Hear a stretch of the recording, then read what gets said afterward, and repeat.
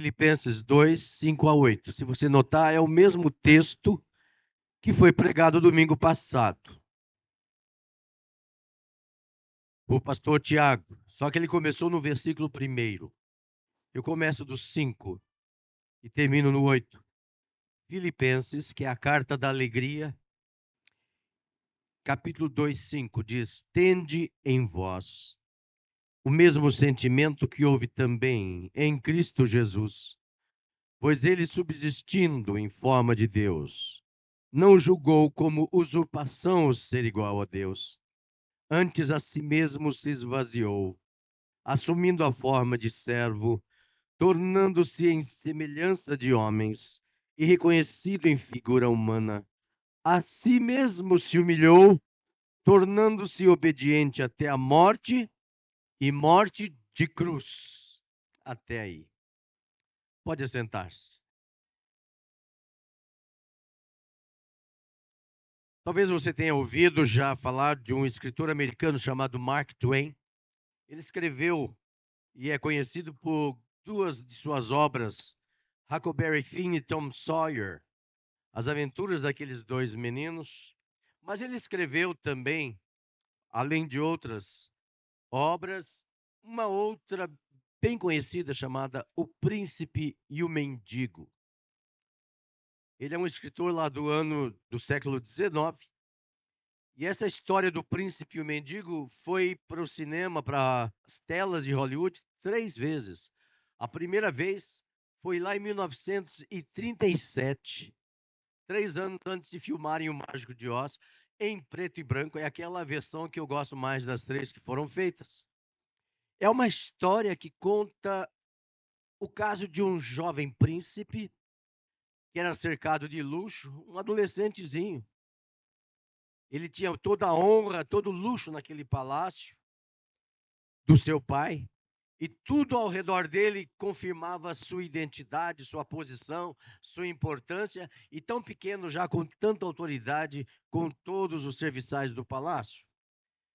Na mesma cidade, que era muito pobre, como era usualmente, cidades da Idade Média, havia naquela cidade um jovem pequeno, mendigo também, esquecido, sobrevivendo à margem, experimentando diariamente uma vida muito dura, um pai severo, na verdade um padrasto que o tratava com dureza, com rejeição. Mas por uma reviravolta, aquele jovem mendigo entrou no palácio. Ele não deveria estar ali, mas ele entrou. E quando os guardas perseguem, ele corre e o príncipe o encontra no palácio. E uma coisa surpreendente acontece: o príncipe o chama para brincar com ele, porque ele não tinha com quem brincasse no palácio da idade dele. E com uma brincadeira aqui e outra, ele se coloca diante do espelho e nota uma coisa incrível: eles se pareciam demais. Pareciam ser a mesma pessoa. Na verdade, na vida real, eram 2 irmãos siameses, siameses não, gêmeos, que faziam esse papel de o rico, o príncipe e o pobre. Conversaram, observaram tudo, brincaram e resolveram trocar de roupas. E o príncipe colocou cinza no rosto para ficar mais parecido com o mendigo. Mandou o mendigo lavar o rosto, etc. E nisto ele sai um pouco e chega os guardas, pega o príncipe que estava vestido de mendigo e manda para fora do palácio. Quando o mendigo, que agora está vestido de príncipe, chega, não encontra o verdadeiro príncipe que foi colocado para fora, que foi experimentar agora a miséria do povo, a vida dura, difícil, sofrível, sentindo agora na pele a rejeição, a dor e o sofrimento. É uma história comovente. Um príncipe que desce, que experimenta a pobreza, Mas isto não dá, de maneira alguma, para comparar ou usar como uma história tentando dizer qualquer paralelo com a história de Cristo. Por quê? Porque Cristo não trocou o seu lugar, ele deixou o seu lugar. Não há história deste mundo, não há comparação que baste para tentar fazer um paralelo humano que consiga expressar a profundidade do que aconteceu em Cristo e com Cristo. Ele não apenas deixou um lugar melhor, ele não apenas trocou um ambiente por outro, ele se despojou da sua glória, ele se esvaziou, assumiu uma forma de servo e foi obediente até a cruz. Reinaldo disse que não sabia como retratar aí a obediência de Cristo e só colocou uma cruz aí para as crianças pensarem a respeito. Mas aqui resume em muito a obediência de Cristo, porque disse a palavra aqui que ele foi obediente até a morte e morte de cruz. No domingo passado, o pastor Tiago pregou sobre a humilhação, a humildade. Contemplamos ali a humilhação de Cristo. Vimos que a humilhação não foi um acidente, não foi apenas uma situação. Foi um caminho sustentado, deliberado, consciente. Um caminho que era sustentado por uma realidade central, a obediência de Cristo. O texto diz que ele se humilhou. E aí, pastor Tiago parou, ele não prosseguiu, porque o alvo dele era falar sobre a humildade de Cristo. Mas aqui nós vamos então contemplar a humildade, mas também a ir além, com mais aprofundamento na obediência perfeita do Filho de Deus. E além disso, como esta obediência torna possível que nós também obedeçamos a Deus. Primeiro, a obediência de Cristo foi voluntária. Se você é daqueles que anota sermões, esse é o seu primeiro ponto para anotar. A obediência de Cristo foi voluntária. A palavra do texto aqui é: haja em vós o mesmo sentimento. Mas essa palavra, como disse o pastor Tiago semana passada, ela não traduz adequadamente o que é o significado da palavra grega. A palavra é atitude mental, não está apenas no campo da emoção, mas é uma atitude, uma mentalidade. Tudo começa na mente. Antes de qualquer ação acontecer, sempre há uma disposição interior. Cristo não foi levado à obediência contra a vontade dele. Ele não foi forçado, nem pressionado. Ele não foi vítima de forças exteriores, de forças externas, apesar de que a sua morte também é, sim, responsabilidade daqueles que o executaram. O livro de Atos, se você se lembra, Pedro afirma ali no seu primeiro sermão, no seu discurso em Atos 2, ele disse: Dessartes, matastes o autor da vida. Ele traz sim o juízo perante aqueles homens pela morte de Cristo. Estevão, também antes da sua execução, ele acusou os seus executores de traidores e assassinos do Filho de Deus. E Apocalipse 1, versículo 7, fala algo interessante sobre aqueles que o traspassaram. Falando sobre a volta de Cristo, eis que vem com as nuvens. O texto também diz em Apocalipse, e todo olho verá, até quantos o traspassaram. Se a morte de Cristo foi voluntária, por outro lado, a responsabilidade do homem em tirar-lhe a vida permanece. Mas chamamos a atenção que ele quis obedecer. Porque ele mesmo disse em João 10:18, a minha vida ninguém tira de mim, pelo contrário, eu espontaneamente a dou. Ele subsistia em forma de Deus. Ele possuía a glória eterna, possuía toda a autoridade, ele possuía direitos incontestáveis e ainda assim não considerou isso como vantagem para si. Ele não considerou que devia se apegar a isso. Não se agarrou àquilo que era seu por direito. Abriu mão de tudo. E isso revela algo muito profundo. Me desculpe pela tosse, que ainda estou em recuperação da tosse. Essa semana, por momentos, achei que não conseguiria falar hoje. Então, estou melhor. Não quis falar com outro microfone para não ficar... Eu tenho água aqui, obrigado, viu? Não ficar tossindo no microfone. Ele abriu mão de tudo, mas isso revela alguma coisa para nós. A obediência de Cristo não começou na cruz. Começou na decisão de não apegar-se a si mesmo e a sua glória e a sua honra. E aqui está o primeiro ponto de reflexão para nós.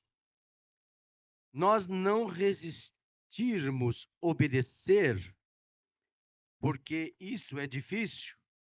Nós não fazemos isso e não obedecemos porque estamos apegados a nós mesmos, à nossa vontade, ao nosso controle, ao nosso direito de decisão,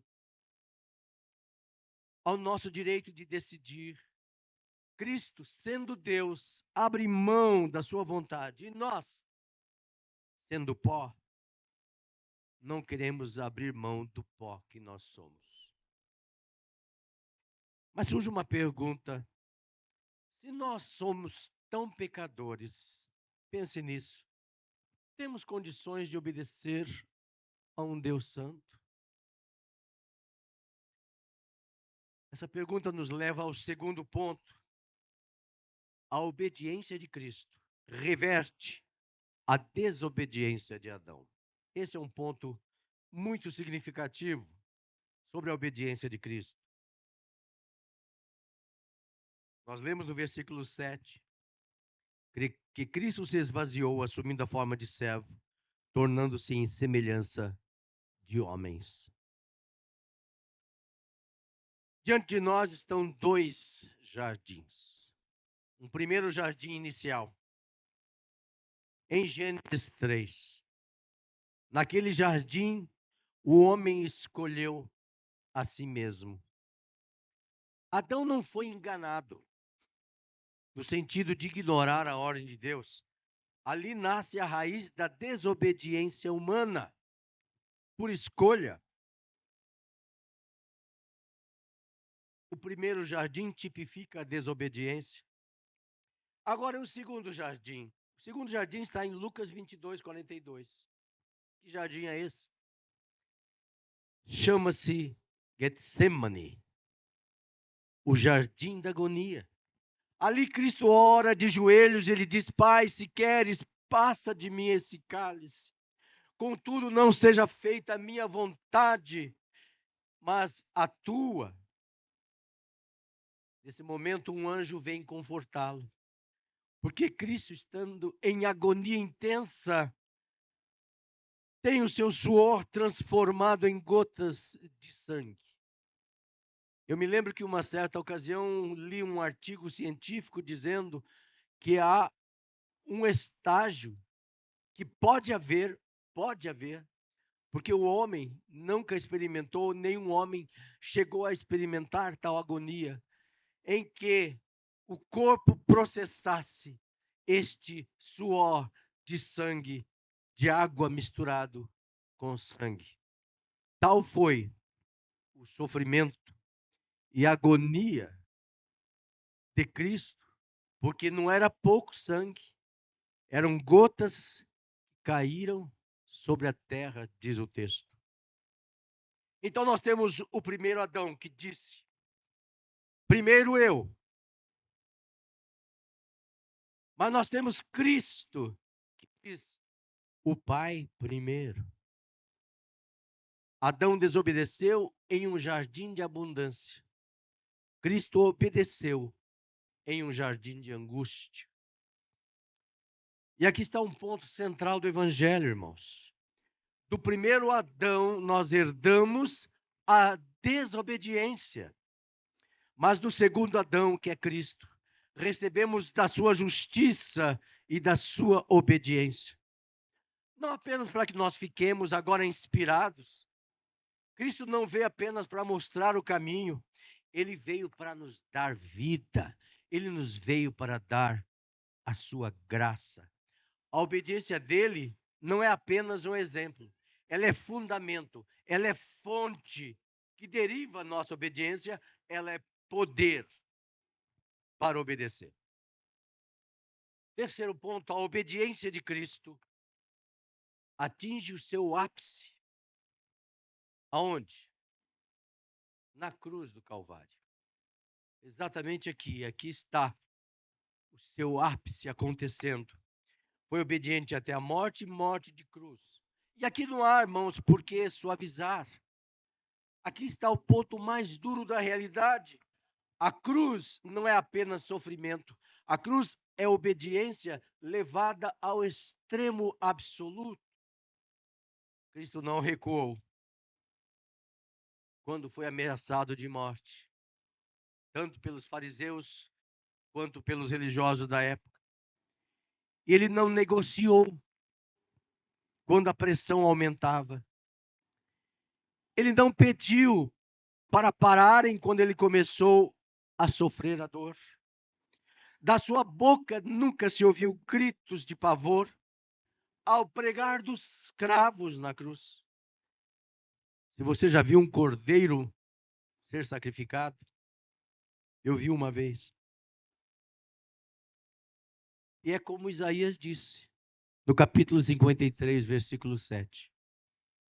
Ele foi oprimido e humilhado. Como cordeiro foi levado ao matadouro. Como ovelha muda perante os seus tosquiadores, ele não abriu a boca. Ele foi até o fim. E precisamos dizer algo com toda clareza. A obediência que agradava a Jesus não era uma simples obediência. Era uma obediência radical, porque ele sabia que o pecado não é um simples pecado. O pecado é um pecado radical. O pecado não é neutro. O pecado não é controlável. O pecado não é um pequeno desvio de moralidade. O pecado é tirano. Ele é silencioso no começo, mas acaba sendo absoluto no final. Cristo não veio para negociar com o pecado. Ele veio destruir, como diz Hebreus, veio para destruir as obras do diabo. Ele não veio para suavizar a escravidão. Ele veio para quebrar correntes, como nós lemos em Isaías 61.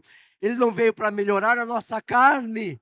Ele veio para que nós a crucifiquemos.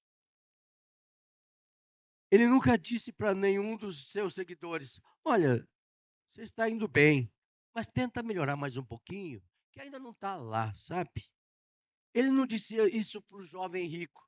Olha, você tem cumprido tudo, que legal, bacana, jovem, olha, mas tenta melhorar algumas coisinhas ainda na sua vida, tá? Mas junto aí na fileira, vamos junto, toca o barco. Ele não disse isso. E você vai ter uma esmola, um tesouro no céu, se vender algumas coisas e dar umas esmolas aí para os pobres e vamos juntos. Segue comigo. É assim que fariam muitos pregadores hoje, sabendo especialmente que ele era rico.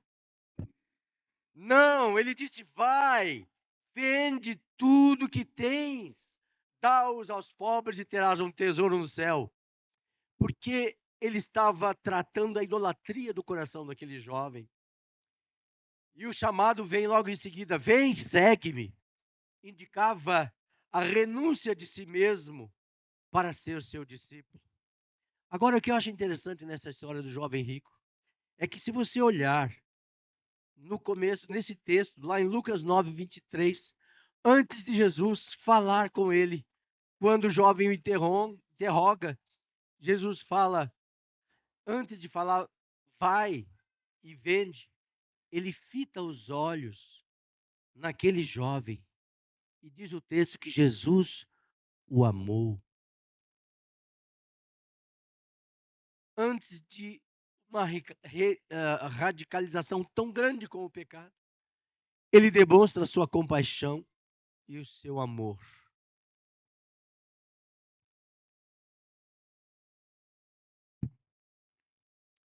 Jesus dizia a todos: se alguém quer vir após mim, a si mesmo se negue. Dia a dia tome a sua cruz e siga-me. É uma linguagem leve essa? Não, é uma linguagem de renúncia, uma linguagem de morte. Mas a boa notícia que temos é: nós temos como pecadores novas de esperanças em Jesus Cristo. Porque é possível sim obedecê-lo. Nosso quarto ponto diz: a obediência de Cristo torna possível a nossa obediência. A esperança. Agora, aqui está um ponto em que muitos se perdem. Porque quando falamos de obediência, alguns pensam: olha, eu só tenho que esforçar um pouquinho mais. Preciso tentar mais. Eu preciso ser melhor. É lógico que isso não é errado, porque há uma responsabilidade humana que está aqui, que é a sua responsabilidade, sim. Não é sem esforço, não é sem trabalho, sem esmero. Mas o que precisamos antes de falarmos isto? Precisamos entender o que já aconteceu, que Cristo obedeceu por nós. Quem estava na escola dominical viu a parte da obediência, que Cristo comprou a nossa obediência. Então quer dizer que hoje não precisamos mais ter preocupação com a obediência? Não temos que haver da nossa parte um esforço, um esmero? Não é isto que o texto diz, lógico. Quando falamos que Cristo comprou a nossa obediência, ele comprou também e impôs sobre nós a sua justiça e também a santificação, somos declarados justos.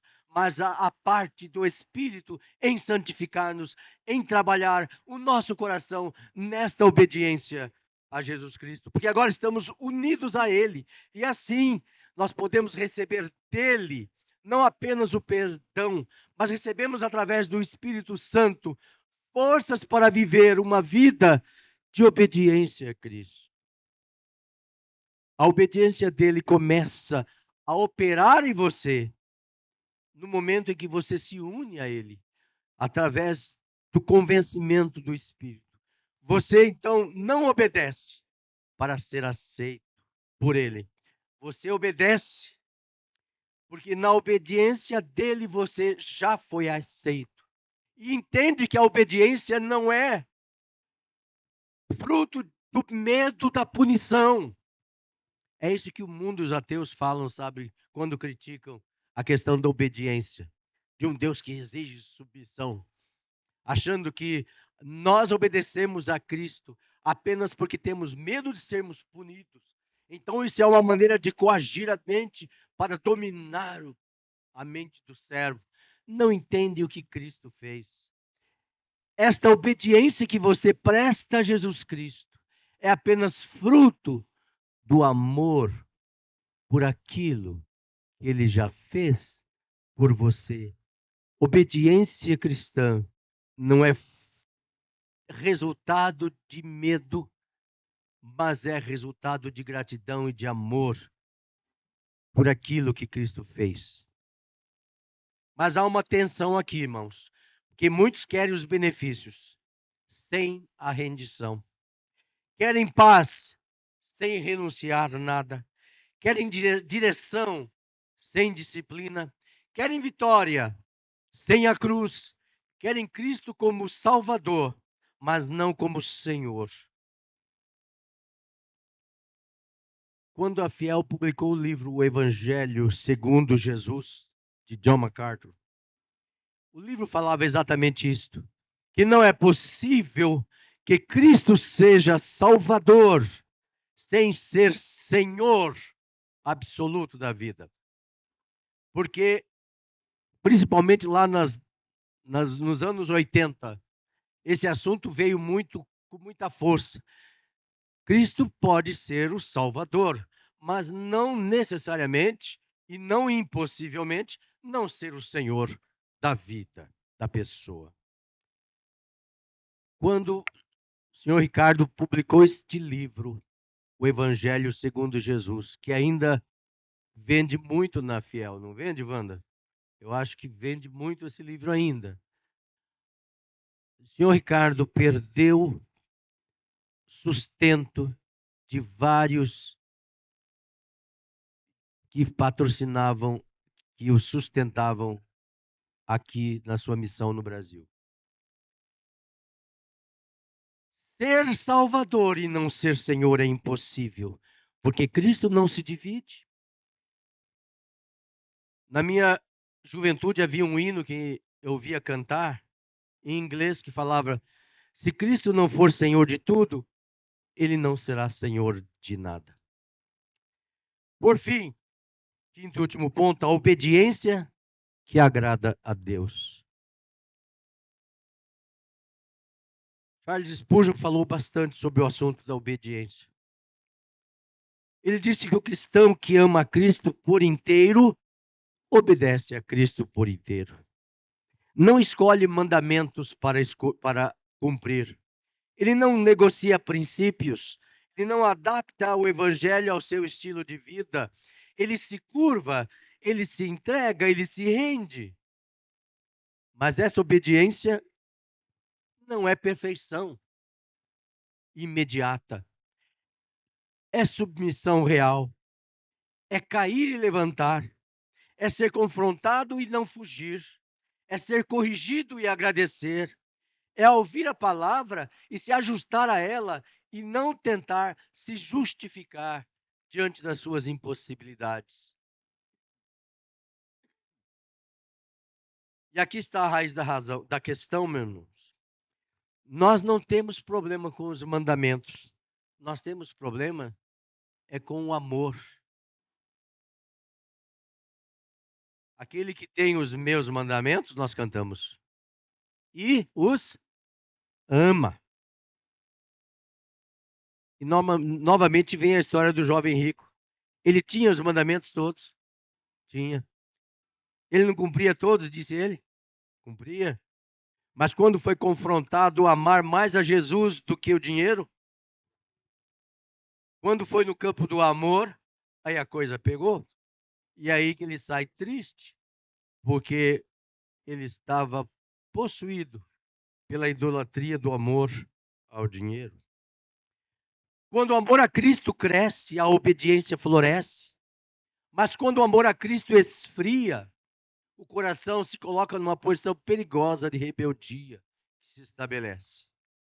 Jesus nunca falou em obediência parcial, porque obediência parcial também é uma forma de rebeldia. É aquele coração que diz Senhor com os lábios, mas na prática mantém o controle, como Cristo afirmou em Lucas 6,46. Que ele disse: quem me chamais? Pergunta que Cristo fez. Por que me chamais Senhor e não fazeis o que vos mando? E essa pergunta expõe um perigo silencioso em nossa vida.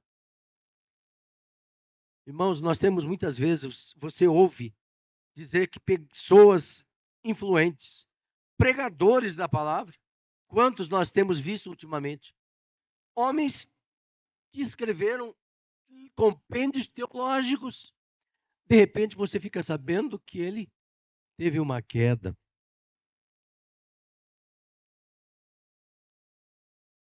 as maiores quedas nunca acontecem de repente. Porque as coisas, e a grande queda começou pequena, quase invisível.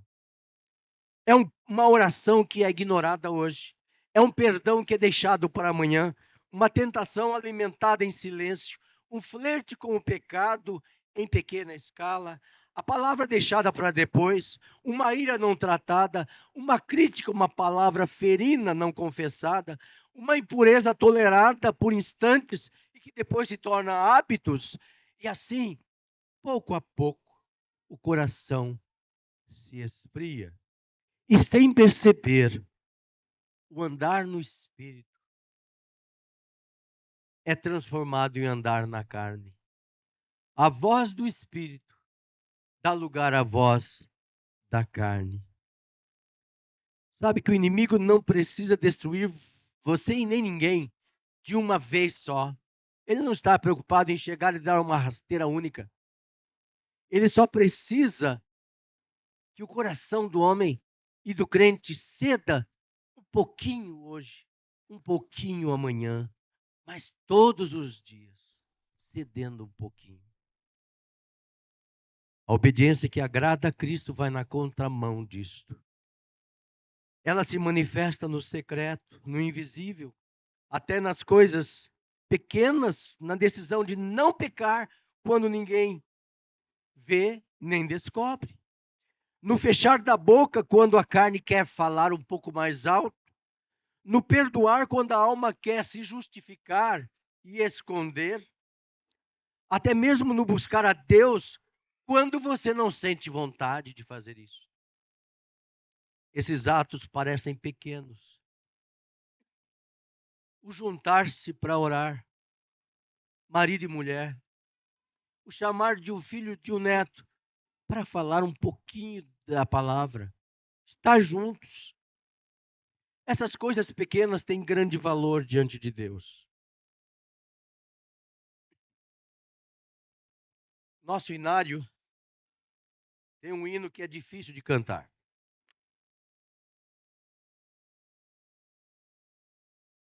Quando eu vou escolher esse hino, eu penso bastante no momento que ele está sendo usado. O hino diz: eu também confesso que não é somente dificuldade de cantar porque eu penso nos outros, porque eu sempre penso em mim mesmo. O hino diz assim: tudo, ó Cristo, a ti entrego. Tudo sim, por ti darei. Resoluto, mas submisso, sempre, sempre seguirei. Aí o coro canta comigo. Tudo entregarei. Tudo entregarei. Sim, por ti, Jesus, bendito, tudo deixa. Mas a pergunta é: estamos de fato entregando tudo? Ou estamos muitas vezes cantando algo que não estamos vivendo, e é pior, nem dispostos a viver? Cantamos que nos rendemos, mas preservamos áreas. Cantamos, eu entrego tudo, mas mantemos a chave de quartos secretos e queremos manter o controle. A verdade que nos confronta é: o maior inimigo da sua obediência, sabe, não é o diabo. O maior inimigo da sua e da minha obediência é o nosso próprio eu. É a nossa carne que não quer ter um Senhor. Ela quer independência. Ela quer ser autônoma. Ela quer decidir. Por isso é tão difícil dizer: já não sou eu quem vive, mas Cristo vive em mim. A vida que agora vivo na carne, vivo-a na fé do Filho de Deus, o qual me amou e se entregou por mim. Já não sou eu quem vivo, mas Cristo vive em mim. É fácil dizer essas palavras. Não é porque a nossa carne não quer ser crucificada, ela não quer morrer, ela não quer o desconforto da cruz, ela quer o conforto de um sofá macio, porque ela quer controlar, ela quer continuar governando. Concluo dizendo: Cristo viveu a obediência perfeita que nós não podíamos viver. Mas agora, em Cristo, você não está sozinho para obedecer. Você foi chamado, você foi transformado, você foi justificado, você foi santificado e, portanto, também capacitado pelo Espírito Santo para viver uma vida de obediência a Deus. Certo, como diz Spurgeon, levanta e cai, faz, tropeça, mas levanta. O justo cairá, mas não ficará prostrado, diz a palavra de Deus em Salmos, porque Deus o levanta. E se você tem esse desejo de andar em obediência, você pode sim e perfeitamente chegar-se com o coração constrangido diante de Deus, mas dizer: Senhor, eu tenho essa dificuldade, me perdoe, me liberte, me transforme, me santifique. Esta é uma guerra constante, irmãos. É uma guerra constante. Mas é uma guerra que você não luta sozinho. Aplicações finais. Alguns pontos que temos que considerar. Primeiro, examine a sua vida com honestidade diante de Deus. Faça sempre isso. Seja sincero, seja honesto. Chega diante do Senhor com transparência, com o coração aberto. Sonde o coração e verifique áreas em que você ainda negocia com Deus. Onde da sua vida, em que setor, em que lugar você chama-o de Senhor, mas não o obedece. Então examine-se. A própria palavra diz: examine o homem a si mesmo e tome do pão e do cálice. Mas não use apenas aquele momento da ceia. Tenha isso como constância no seu coração, de fazer o exame pessoal, de avaliar sua vida espiritual, de sondar o próprio coração, para ver o que é preciso estar constantemente consertando diante de Deus. Segundo, leve a sério as pequenas decisões diárias. Lembrando que a obediência não começa nos grandes momentos. Ela é construída de pequenas escolhas. Às vezes, escolhas invisíveis que só você está sabendo que você está fazendo. Mas leve a sério todas as pequenas decisões. Terceiro, nunca negocie com o pecado. O pecado não quer parceria. Ele não quer parceria com você. Ele quer o domínio. Por isso, corte cedo e corte pela raiz. Resista firme na fé. Como diz Efésios. Não negociar. Não flertar. Corte logo. Não admita o segundo olhar. Não alimente o coração naquilo que pode lhe fazer tropeçar. Quarto, renda-se completamente a Cristo. Fuja da parcialidade. Não emocionalmente, não ocasionalmente, mas sempre verdadeiramente profunda e totalmente. Procure estar no altar de Deus de forma transparente diante da sua presença. Lembrando que você conta com a graça de Jesus Cristo, que a obediência dele perfeita também lhe não apenas inspira, mas dá poder através do Espírito Santo para que você o obedeça. Eu encerro com as seguintes ideias e palavras. A obediência não nos salva, mas ela glorifica o Salvador. não nos torna perfeitos, mas nos torna fiéis. Não nos isenta da cruz, mas nos conduz à glória. Obedecer não é barganhar com Deus, não é fazer algo para merecer as suas bênçãos, isso é muito importante. Não fazemos para sermos merecedores. Obedecer é resposta de amor e gratidão à graça recebida em Cristo. Obediência é fruto de uma vida de, note bem, intimidade com Deus, de comunhão com o Pai e de um caminhar no Espírito Santo. Guarde esta frase. A obediência que Cristo viveu por você é a mesma que Ele, pela graça, o ajuda a obedecer ou a praticar.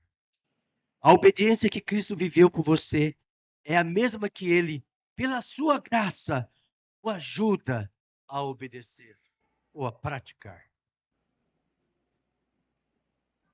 Deus nos faça sensíveis à sua vontade e obedientes a Ele. Há um hino que diz: crer e observar tudo que Ele ordenar. Nós vamos cantar este hino, mas antes, eu orar com você. Ajuda-nos, ó Deus, a ter ouvidos atentos à Tua palavra. Conceda-nos um coração cheio do Espírito Santo, rendido integralmente a Ti. Dá-nos uma atitude mental, disposição, humilde, perseverante e obediente, como a de Cristo. Para a Tua glória. Amém.